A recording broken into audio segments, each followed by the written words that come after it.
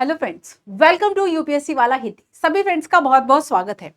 तो आज की क्लास में हम बात करने वाले हैं आर्ट ऑफ अटेम्प्टिंग एमसीक्यूज। कैसे आखिर आपको परीक्षा में एमसीक्यूज जो है वे सॉल्व करने हैं, ठीक है, कैसे हमें करना चाहिए। क्योंकि आपका 28 मई को एग्जाम होने वाला है ना। 28 मई को आपका जो एग्जाम है यूपीएससी पीटी ये होने वाला है। आई होप आप सभी की जो स्टडी है वह ठीक ठाक चल रही होगी, बढ़िया जबरदस्त चल रही होगी और आपने रिवीजन खूब दबा के किया होगा। साथ ही आप मॉक टेस्ट भी सॉल्व कर रहे होगे ताकि आपकी एक स्ट्रैटेजी जो है वह बन जाए कि आखिर आपको यूपीएससी का जो आपका फाइनल एग्जाम वाला दिन होगा, आप उस दिन आखिर कैसे जो एमसीक्यूज है वह सॉल्व करोगे, कैसे आप क्या स्ट्रेटजी अपनाओगे। तो कुछ ना कुछ आपने एक मेथड अपना ली होगी अभी तक कि आपको कितने क्वेश्चंस करने चाहिए, कितना आपका नेगेटिव आ रहा है, कितना पॉजिटिव आ रहा है। तो यहाँ पर कुछ बातें हम करते हैं, कुछ पॉइंट्स हम डिस्कस करते हैं जो कि आपको हेल्प कर सकते हैं कि आपको एमसीक्यूज को अटेम्प्ट कैसे करना है। ठीक है, तो देखो सबसे पहले जब आप अपने ओएमआर शीट को फिल कर रहे होते हैं, ठीक है, तब आपसे क्या मिस्टेक्स होती है, उस दौरान होने वाली आपकी जो सिली मिस्टेक्स है वो आपके पूरे साल की मेहनत को बेकार कर सकती है। आपने बहुत हार्ड वर्क किया है, नो डाउट, ठीक है, आपने साल भर बहुत ज्यादा हार्ड वर्क किया है, लेकिन आपने चार क्वेश्चंस के आंसर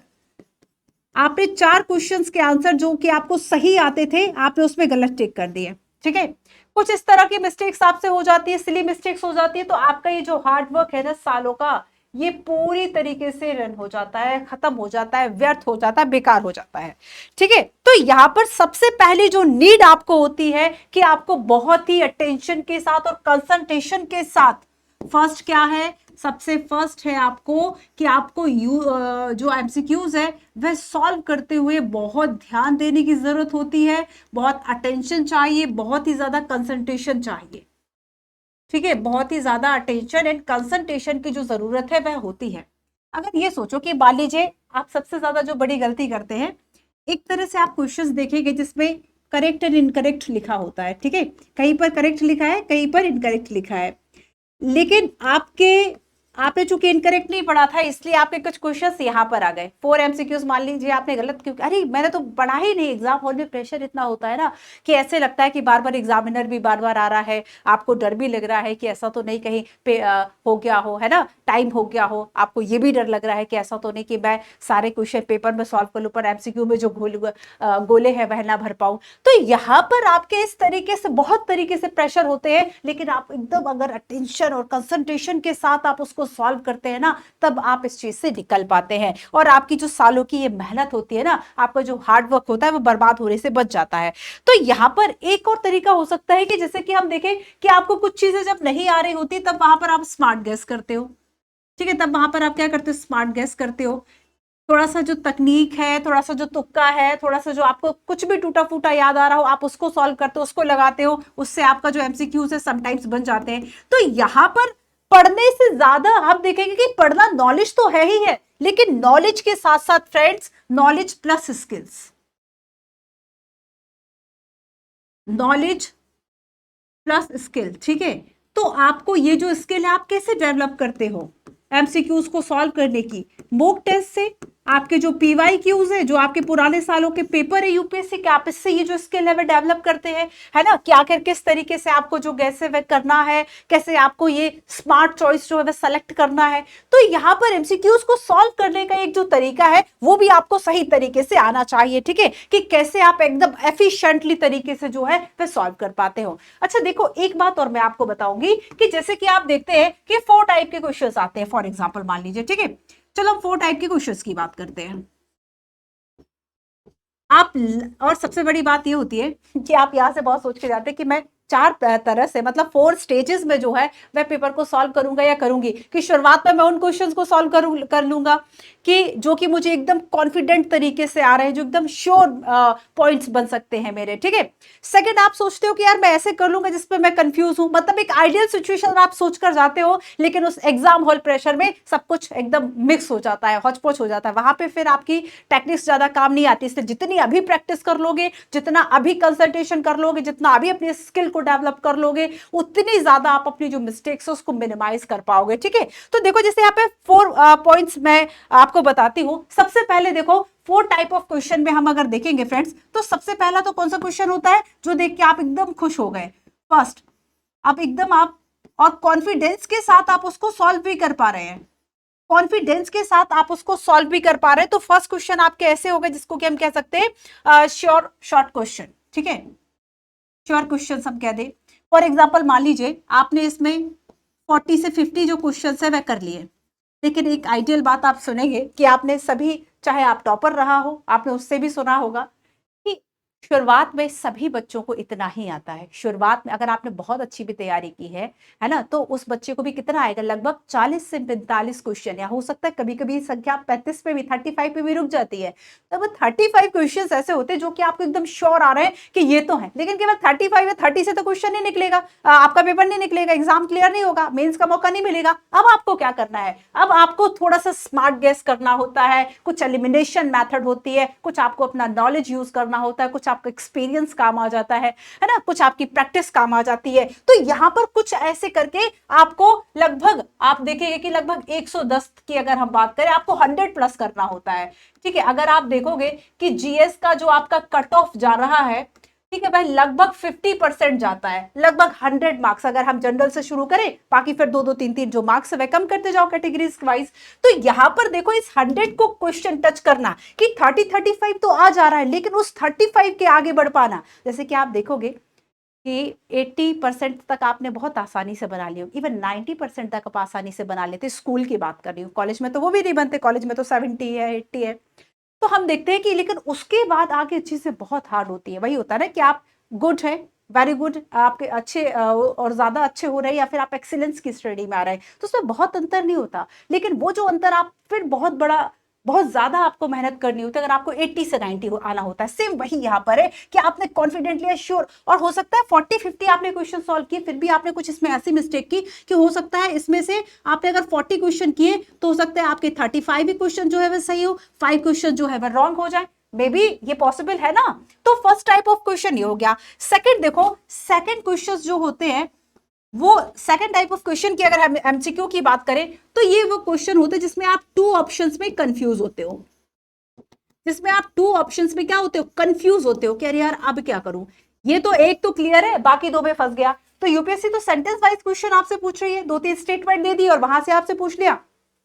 अब तो 1 पेयर, 2 पेयर, 3 पेयर ऑल, इन सब का भी चलन आ चुका है।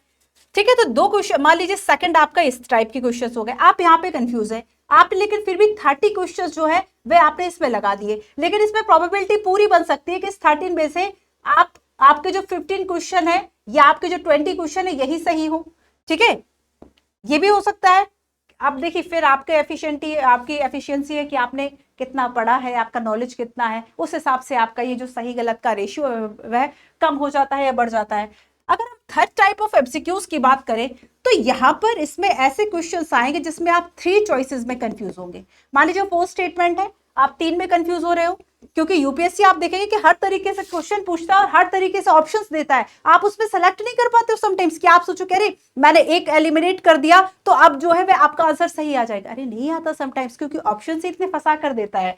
तो यहां पर बच्चों 3 चॉइसेस की अगर हम बात करें कि इसमें आप जो है ज्यादा कंफ्यूज है, कंफ्यूजन का जो लेवल है यहाँ पे थोड़ा सा इंक्रीज होता है। और मान लीजिए कि आपने फिर भी थर्ड वाले में भी मान लो आपने 10 क्वेश्चन फिर भी कर दिए, और यहां पर देखो जैसे जैसे आप इससे यहां आते जाओगे ना, आपके क्वेश्चन की सही होने की जो एक संभावना कम होती जाती है। और 4 टाइप के ऐसे क्वेश्चन, अरे ये क्या दे दिया, आउट ऑफ द बॉक्स है क्या, तो यहां पर आप सोचते हो 4 टाइप में नो आइडिया क्वेश्चन है ये, है ना। ये कैसे क्वेश्चन हो सकते हैं, नो आइडिया। फिर भी कुछ बच्चे इसमें तुक्का लगाते हैं कि अरे कुछ भी नहीं पता, हमने ये तो डिक्लेरेशन ही नहीं पढ़ा था, फिर भी हमने तुक्का लगा दिया। अब ऐसे में संभावनाएं कितनी बन सकती है, ऐसे में कितनी पास होने की संभावना हो सकती है, नो आइडिया। इसमें भी कई बच्चे खेल जाते हैं। हो सकता है आपने यहाँ पे 40 क्वेश्चन कर लिए, ठीक है, चलो यहाँ पे 50 ले लेते हैं, 50 क्वेश्चन कर लिए जिसपे आप श्योर हो, ठीक है। उसके बाद आपने यहाँ पे 30 क्वेश्चन कर लिए, ठीक है, 80 हो गए। आपने फिर यहाँ पर थोड़ा सा हिम्मत लगाई कि 5 क्वेश्चन यहाँ से निकालिए, 2 क्वेश्चन यहाँ से निकालिए, है ना। तो आप कई तरीके से जो क्वेश्चन है एमसीक्यूज है वह सॉल्व करते हैं। अच्छा, एक और पॉइंट मैं आपको बताती हूँ बहुत सारे बच्चों को लगता है कि क्या जो एलिमिनेशन है वह वर्क करता है नहीं करता है। तो फॉर एग्जांपल मान लीजिए एक जो क्वेश्चन है इसमें 3 स्टेटमेंट है, ठीक है। अब लेकिन देखो कि यहाँ पर एक स्टेटमेंट सही है, 2 रॉन्ग है, आपको ये नहीं, आपको केवल ये पता है कि ये सही है, ठीक है।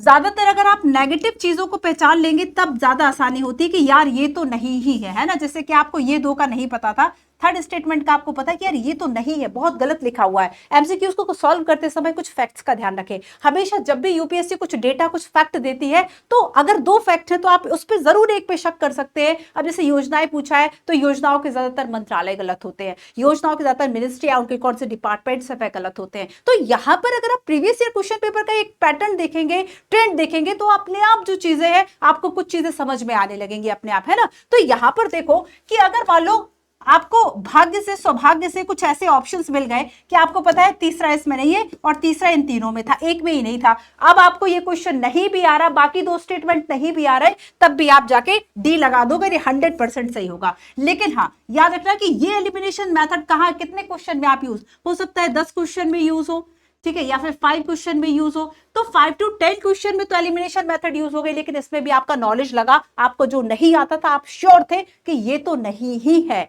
ना, ये जो स्कीम है ये तो इसका पार्ट है ही नहीं, या ये जो पर्टिकुलर स्कीम है उसमें ये वाला जो कम्युनिटी या फिर वर्ग है वो है ही नहीं, तब आप इस तरह के क्वेश्चन सॉल्व कर पाते हो। तो बेसिकली कॉम्बिनेशन है आपका नॉलेज का और आपके स्किल का, है ना। तो यहां पर यूपीएससी में केवल आप सोचो कि बस पढ़ते जाओ सारी चीजें, स्मार्टली जब तक वर्क नहीं करोगे चीजें नहीं आएंगी, है ना। तो आपको थोड़ा सा तो अपने स्किल्स पे काम करना होगा। अगर आपको यूपीएससी का पेपर देना है, आपको एमसीक्यू सॉल्व करने, तो डेफिनेटली उसकी प्रैक्टिस करनी होगी। मेंस एग्जाम देना तो डेफिनेटली आपका वो जो 3 मंथ्स का आपका टाइम होगा ना कि पीटी के रिजल्ट के बाद, और आप वैसे भी पीटी का एग्जाम देने के बाद आपको पता चल जाता है कि भाई मेरा होगा नहीं होगा, 100 क्रॉस हो रहा है नहीं हो रहा है ना। हो सकता है 1-2 क्वेश्चंस का इधर उधर हो, लेकिन फिर भी हमें एक अंदाजा लग जाता है। उस दिन से लेके जब तक आपका मेंस नहीं हो जाता तब तक आपको लिखते रहना चाहिए, क्योंकि मेन आपका एग्जाम तो रिटर्न ही है। तो यहाँ पर देखो एलिमिनेशन मेथड की बात की, और 3-4 मैंने यहाँ पर आपको बात की। सबसे पहली बात है कि आपको बहुत अटेंशन देकर, बहुत ही केयरफुली, बहुत ही कंसंट्रेशन के साथ जो पेपर है उसको पढ़ना होता है। 2 घंटे हैं आपके पास, आपको पता है कि कितना टाइम है, कैसे आपको सॉल्व करना है, वो स्ट्रैटेजी, वो सारी चीजें बच्चों प्रैक्टिस से ही आती है ना। तो यहाँ पर आपको ये जो आप इस तरीके से कर सकते हो कि मैं जो पेपर है वह 2 या 3 बार में करूंगा, है ना। ऐसे कर लो कि शुरुआत में आपने उन क्वेश्चंस को किया, कॉन्फिडेंस भी एक आता है, आप ये भी देख लेते हो कि अच्छा मेरे इतने क्वेश्चंस हो रहे हैं। कई स्टूडेंट तो ऐसे होते हैं, आप देखो सीसेट का क्या है, अगर हम सीसेट की बात करें, कई स्टूडेंट जो मैथ में बहुत ज्यादा स्किल्ड होते हैं कि भाई उन्हें मैथ बहुत अच्छी आती है, उन्हें पता है कि इसमें यही होगा। कई बच्चे तो हो सकता है कि केवल 35 ही क्वेश्चन करके आए, उन्हें उन्हें लग जाता है कि यार इसमें से मेरे 27-28 सही हो जाएंगे, या केवल हो सकता है 32 क्वेश्चन ही। ऐसे बच्चे हैं जो कि सीसेट में अपना अगर मैथ वाला जो पोर्शन है उनका स्ट्रांग रहता है, तो उन्हें लगता है कि ठीक है 80 क्वेश्चन में, सीसेट में आपके 80 क्वेश्चन आते हैं, जीएस में आपके 100 क्वेश्चन आते हैं, है ना, मार्क्स दोनों के सेम ही रहते हैं, बट आपका सीसेट क्वालिफाइंग है। तो यहाँ पर एमसीक्यूज जब भी सॉल्व करो ना, बहुत ही ध्यान से आपको सॉल्व करना है। आई होप कि इस वीडियो में ऐसे कुछ पॉइंट्स आपको मिले होंगे जो कि आपको मदद करेंगे एमसीक्यूज को लेकर, कैसे सॉल्व करना है उसको लेकर। तो अपने एग्जाम की प्रिपरेशन करते रहिए, रिवीजन करते रहिए, अपनी स्ट्रेंथ पर वर्क कीजिए। अब लास्ट टाइम में ना तो फ्रस्ट्रेट होने का टाइम है, ना ही अपना कॉन्फिडेंस खत्म करने का टाइम है ना। तो कॉन्फिडेंस के साथ अपनी प्रिपरेशन को जारी रखें, और 28 मई को अपना जो बेस्ट हो सकता है आपने एकदम कूल एंड काम माइंड के साथ अपना जो एग्जाम पेपर है वह आप दीजिए, ठीक है। चलिए सो मिलते हैं हम अपने नेक्स्ट स्ट्रैटेजी वीडियो में। Thank you so much.